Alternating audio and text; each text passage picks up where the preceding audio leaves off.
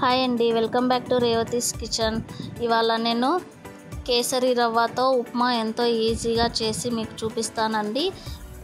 దానికి కావలసిన పదార్థాలు: ఆవాలు, మినపప్పు, శనగపప్పు, పచ్చిమిర్చి ఇలా సన్నగా కట్ చేసి తీసుకోవాలి. ఒక 2-3 పచ్చిమిర్చి తీసుకోవాలి. కరివేపాకు, ఒక ఆనియన్ని ఇలా సన్నగా కట్ చేసి తీసుకోవాలి.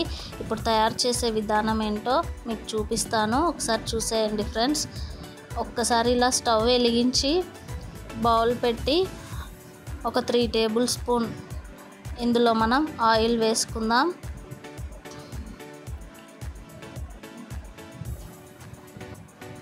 టిఫిన్స్లలో ఇది చాలా ఫాస్ట్గా అయిపోయే టిఫిన్ అండి.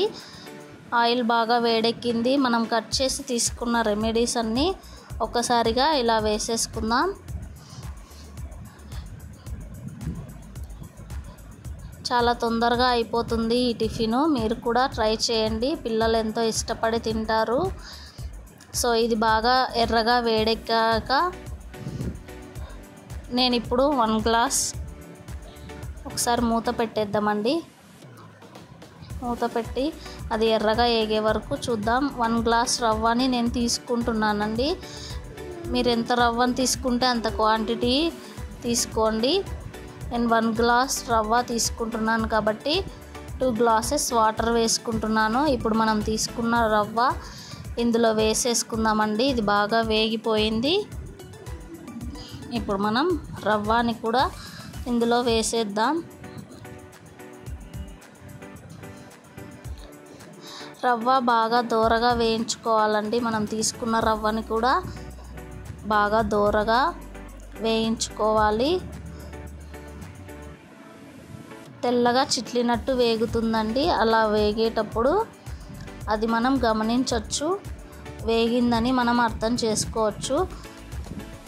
సో ఆల్మోస్ట్ వేగింది. ఇంకొక 2 మినిట్స్ అలా ఉంచుదామండి. ఇప్పుడు దీన్ని ఒక ప్లేట్లోకి తీసి మనం పక్కన పెట్టుకుందాం. రవ్వ ఇప్పుడు చూడండి కంప్లీట్గా వేగింది.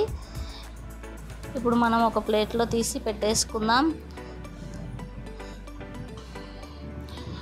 అదే బౌల్లో మనం 1 గ్లాస్ రవ్వ తీసుకున్నాం కాబట్టి 2 గ్లాసెస్ వాటర్ క్వాంటిటీని మనం వేసుకుందామండి. కరెక్ట్ కొలతల ప్రకారం మనం చేసుకుంటే ఉప్మా ఎంతో టేస్టీగా ఉంటుంది. నేను మీకు అన్ని కరెక్ట్ కొలతలతోటే చెప్తున్నాను కాబట్టి మీరు కూడా ట్రై చేయండి. ఫుల్ వీడియో చూస్తూ ట్రై చేయండి. స్కిప్ చేస్తే మీకు ఏమీ అర్థం కాదు ఫ్రెండ్స్. స్కిప్ చేయకుండా ఫుల్ వీడియో చూడండి. రుచికి తగ్గట్టు కొంచెం సాల్ట్ వేసేసుకుందాం. ఇప్పుడు మనం వాటర్లో మూత పెట్టి ఆ వాటర్ బాగా ఉడికే వరకు మనం వెయిట్ చేయాలండి. ఒక 5 మినిట్స్ టైం పడుతుంది.